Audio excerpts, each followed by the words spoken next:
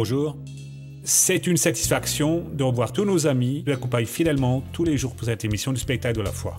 Je suis David Soares et c'est avec une grande joie et beaucoup de satisfaction que j'entre dans votre foyer pour introduire le spectacle de la foi. Le spectacle de la foi d'aujourd'hui vous dira comment agir quand les personnes nous critiquent. Combien de fois vous avez prévu de faire quelque chose et vous êtes quelqu'un de mal compris?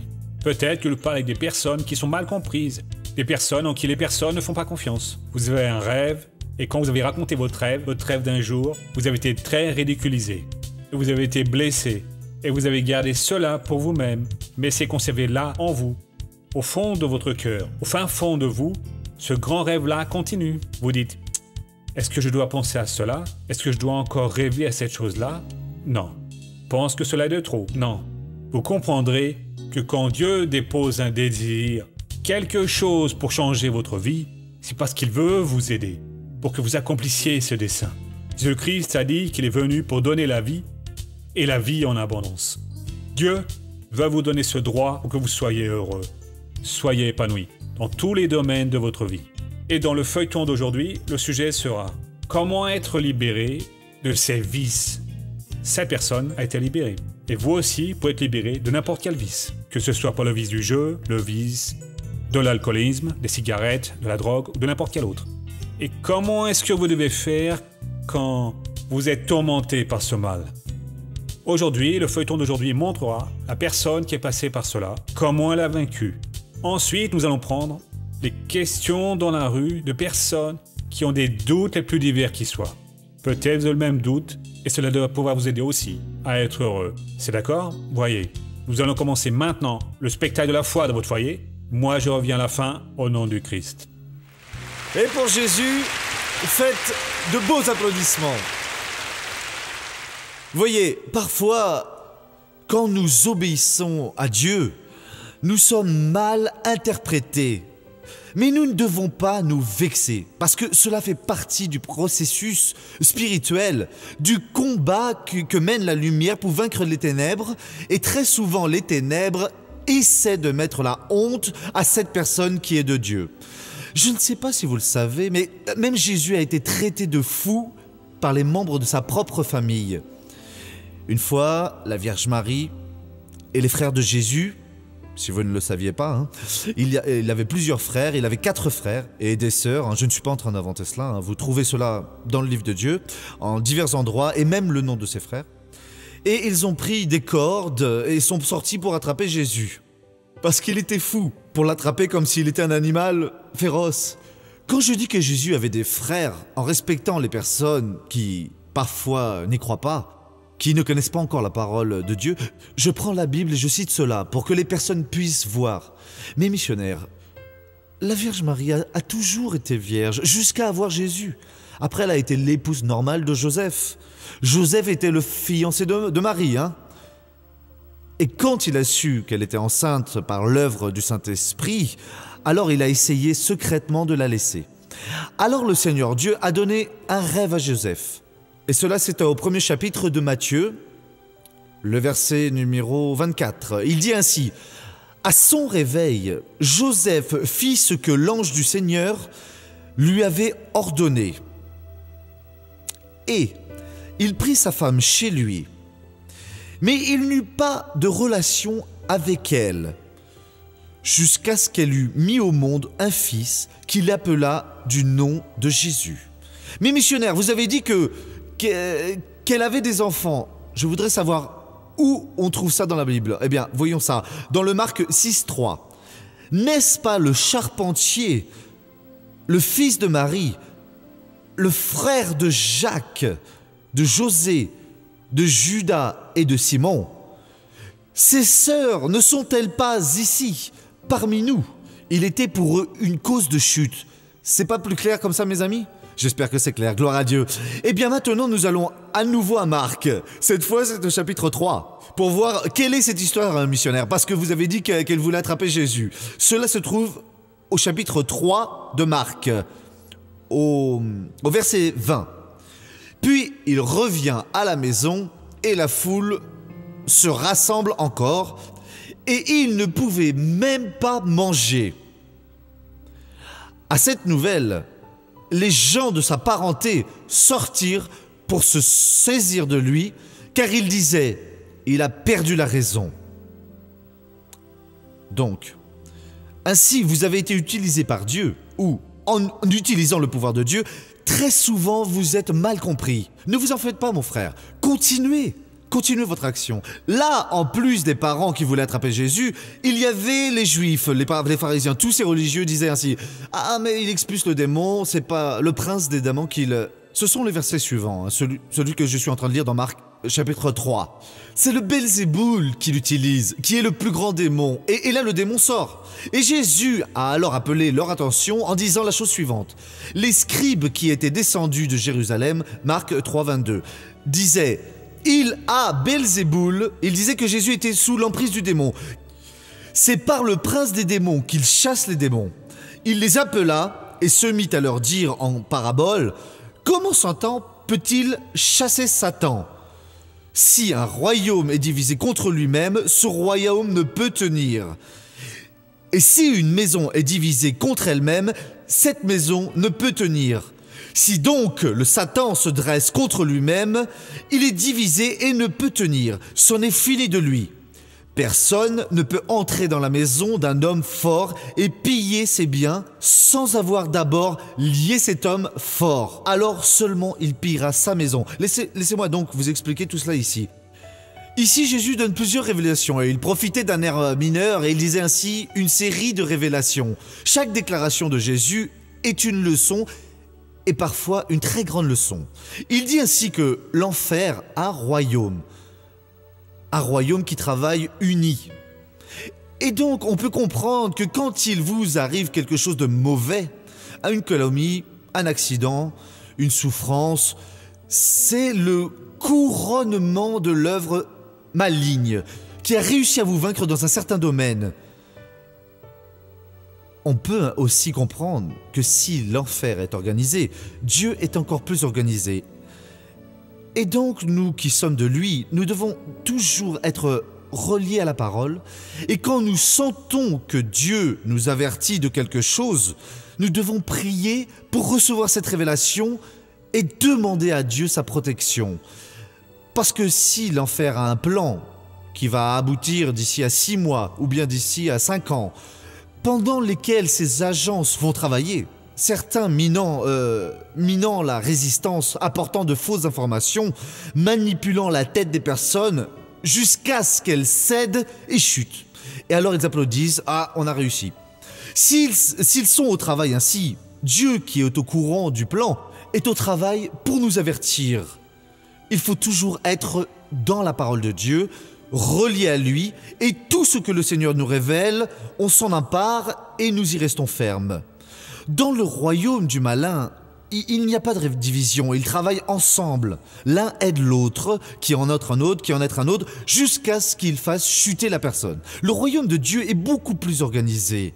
Le royaume de Dieu, lui, est commandé par le Saint-Esprit qui dit à notre cœur, par la parole, tout ce que nous devons faire. Il ne faut pas écouter tel frère ou telle sœur qui vient avec une révélation entre guillemets. Vous ne savez même pas si la personne mène une vie de sainteté, quelle est son intention, et vous acceptez. Eh bien non, merci beaucoup. Au moment où vous comprenez par la parole, et si Dieu vous a annoncé la parole à travers cette personne, tout va bien. Mais s'il n'a pas parlé, oubliez ça. Là, Jésus a donné une autre révélation, qui est ici dans le verset 27. Personne ne peut entrer dans la maison d'un homme fort et piller. Le mot est mettre à sac avec ce sens-là ici. C'est bien sans avoir d'abord lié cet homme fort, alors seulement il pillera sa maison. Quand l'ennemi domine une personne, il est l'homme fort.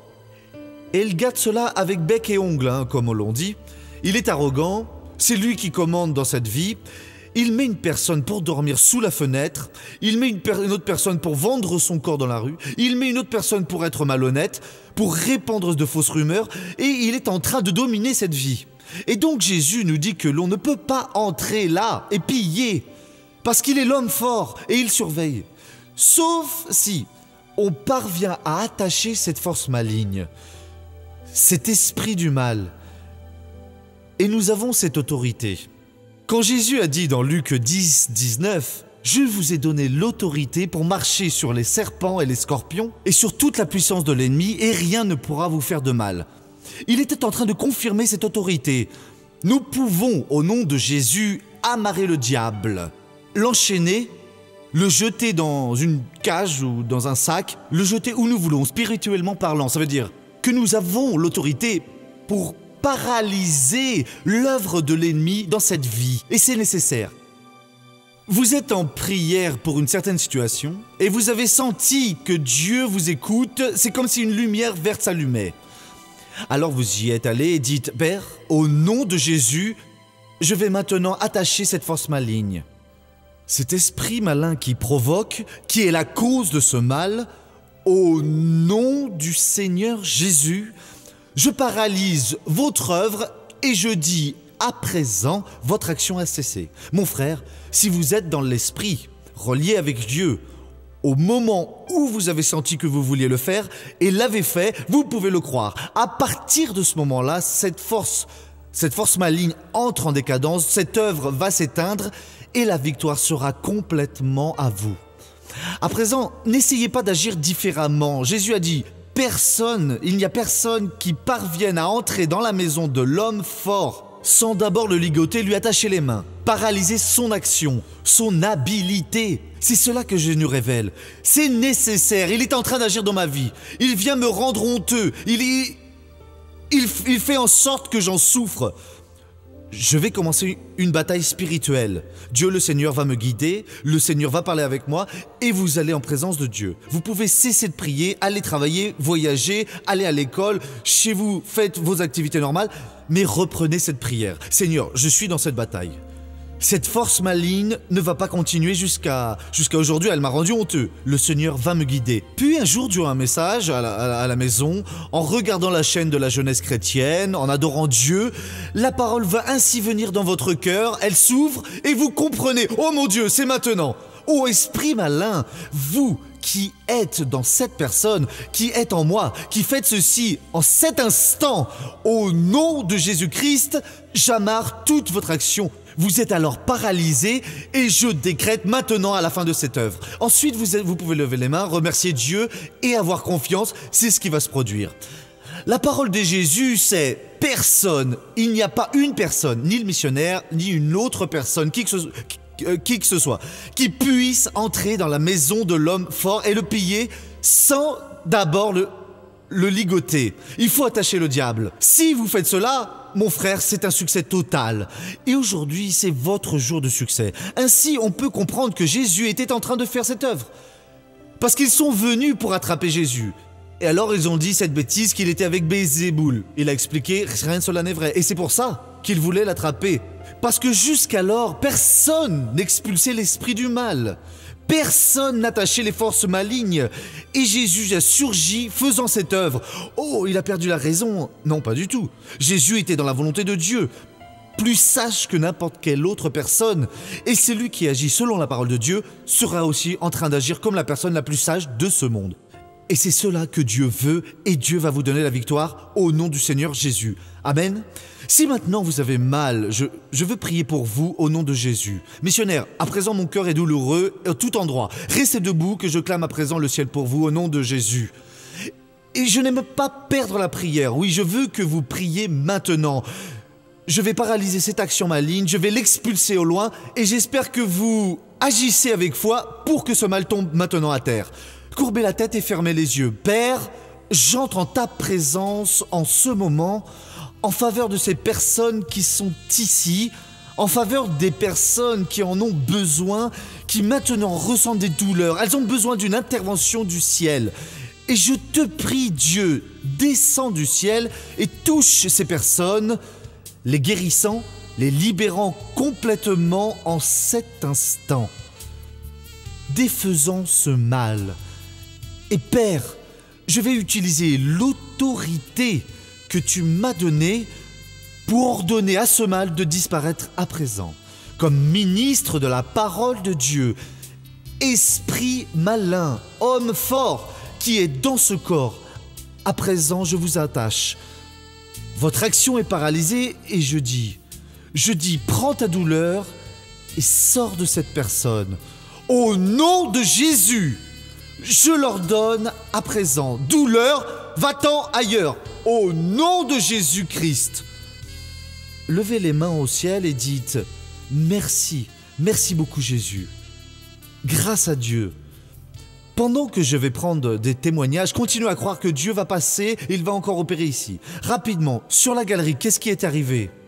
Moi, j'ai une tumeur à l'estomac et j'ai été invité par ma collègue à venir dans votre église et je ressentais une douleur. Je suis venu à pied et en marchant, j'ai vraiment senti réellement... La douleur est passée. La douleur est passée. J'avais un fort mal de tête.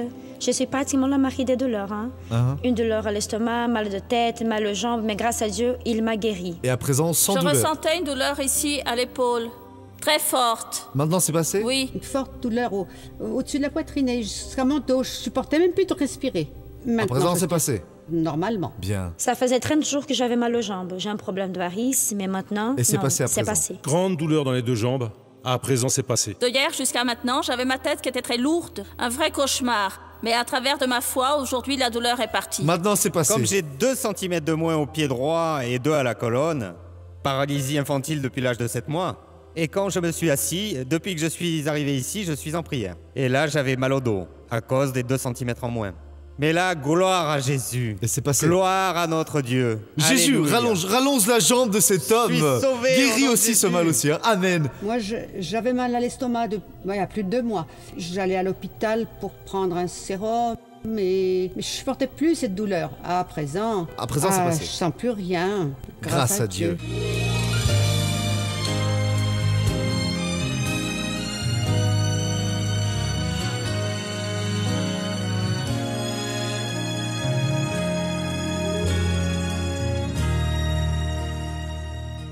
Carlos n'avait même pas encore 7 ans quand il a commencé à fumer en allumant des cigarettes pour les adultes. Et à l'adolescence, l'alcool est également entré dans sa vie. J'ai commencé à boire entre 13 et 14 ans. Je travaillais dans une poterie. Et là, il y avait un autre garçon, un homme en fait. C'est lui qui m'a donné ma première boisson alcoolisée. Il préparait la boisson chez lui et il nous l'a donnée et on buvait. Il buvait socialement, comme il disait, voyez. Passé un moment, quand je suis allée vivre avec lui. C'est là qu'il a commencé à montrer qu'il était vraiment alcoolique. Nos 2 premiers enfants sont nés et moi j'étais déjà alcoolique. La plupart du temps, quand il rentrait du travail, il arrivait déjà bien ivre. Il rentrait à la maison dans cet état-là. Ma mère se disputait avec lui. J'ai commencé à dormir dehors, j'ai même mangé du verre. Alors on m'a conduit dans un centre de spiritisme parce qu'on m'a dit que j'étais médium et qu'il fallait développer ça. Alors j'ai commencé, les choses ont continué à empirer et j'ai eu 4 enfants de plus. On est arrivé à un point où il n'y avait plus rien à manger à la maison parce que je supportais plus de travailler, où ce que je gagnais, je dépensais tout au bar. Alors on est arrivé à un point où on a appris qu'au marché de gros, il y avait des aliments qui jetaient dans des poubelles et qu'on pouvait en profiter. Alors ma femme a commencé à y aller en premier, elle a commencé à fouiller les poubelles, à chercher des choses à rapporter pour qu'on mange. Et puis j'y suis allé avec elle. Ce furent plus de 20 ans de souffrance jusqu'à ce que Carlos vive une expérience avec Dieu. Et là j'étais en train de regarder la télévision et d'un coup j'ai senti comme si on me parlait. Ferme la porte et éteins la télévision. Alors je l'ai fait, après j'ai ouvert la Bible, je ne connaissais rien de la Bible et j'ai ouvert au psaume 121 et là j'ai compris que le Seigneur parlait avec moi et j'ai lu le psaume 121. Je lève les yeux vers les montagnes, d'où me viendra le secours? Le secours vient du Seigneur. Et il a continué à parler avec moi. Toi aujourd'hui tu vas à l'église. Alors j'y suis allé, j'ai fermé la porte et comme ma soeur allait au culte tous les dimanches, je suis passé à sa maison, J'ai appelé ma femme qui m'a dit « T'es malade d'aller à l'église? J'y vais ». Arrivé là, et puis là, ce jour-là, elle est allée à l'église, je suis allé avec elle. Et depuis ce jour-là, lors du premier culte, Dieu a déjà utilisé le pasteur à cette époque-là. Le pasteur, il a dit ce qui était en train de m'arriver et pourtant il m'avait jamais vu et ça a attiré beaucoup mon attention. Alors j'ai commencé à voir qu'il était en train de changer. J'ai vu mon père ne fumait déjà plus. Et puis il a commencé à diminuer la boisson. Il ne buvait déjà plus comme avant. Il a diminué et j'ai dit bon, il est en train de changer. Il y a quelque chose de bon qui se passe. Alors j'ai commencé à aller à l'église, regarder le missionnaire et rechercher avec lui pour ma mère. Vous savez? Alors ma femme aussi, vu que le temps passait, on a insisté pour qu'elle y aille et elle a commencé à y aller à contre-cœur. sans aucune bonne volonté. Mais la parole commençait à faire son œuvre avec elle aussi. Même si, quand elle rentrait à la maison, elle ne voulait pas entendre le missionnaire. Elle était en colère contre le missionnaire, oui. Sauf qu'elle allait s'allonger sur le lit et moi je regardais le missionnaire. Alors elle s'allongeait et se couvrait la tête. Mais comme dit la parole, la foi vient en écoutant et non en voyant. Moi, j'avais la tête couverte, mais mes oreilles étaient grandes ouvertes. Et la parole a aussi touché mon cœur. Et alors j'ai compris que tout ce que le missionnaire prêchait était réellement ce qui se produisait dans notre vie. Aujourd'hui, nous vivons comme des amoureux. Dieu a transformé ma vie comme ça, d'une heure à l'autre en fait. Parce que cette chose, c'était comme un cauchemar qui finirait jamais. Mais quand j'ai entendu la voix de Dieu parlait avec moi dans mon cœur, et j'ai bien senti que c'était Dieu, à partir de ce moment-là, j'ai senti que réellement Dieu était avec moi. Que c'est beau, mes amis! Quelle fin heureuse! Hey Carlos! Ça veut dire que vous êtes arrivé au point de prendre les restes sur le marché de gros. Je rends encore grâce à Dieu parce que je pense que ça venait de Dieu aussi. Vous voyez? Et ça l'était réellement. Je veux dire, vous étiez dans une telle situation que c'est le mieux que Dieu pouvait vous donner, hein, dans cette situation pour que vous puissiez survivre. Et après que vous avez compris l'évangile, tout cela... après avoir pris la connaissance de la parole de Dieu, oui. Parce qu'on ne savait pas, on n'avait aucune compréhension. Ma mère... Je viens d'une famille d'alcooliques. Mon père est mort de l'alcool. Ma mère, elle aussi, elle est tombée dans l'alcool. Alors, quand j'ai commencé à connaître l'évangile, la parole de Dieu, j'ai vraiment vu que ce chemin-là était mauvais. À une époque, vous étiez malade sans même pouvoir travailler. J'étais malade, j'avais un problème au dos. J'arrivais même plus à me lever du lit. Depuis, avec Jésus, tout va bien. Après, avec Jésus, maintenant, laissez-moi parler avec l'épouse. Ça veut dire que madame, vous ne pouvez pas voir ma tête, non? C'est la vérité. vous couvriez votre visage. Et aujourd'hui, combien de doivent faire cela, hein, mes amis? Cela, c'est une action du malin. Mais la foi vient en écoutant la parole et vous avez grandi dans la compréhension. Grâce à Dieu. Et Dieu a libéré. Grâce à Dieu. Jésus, merci beaucoup et gloire à Dieu.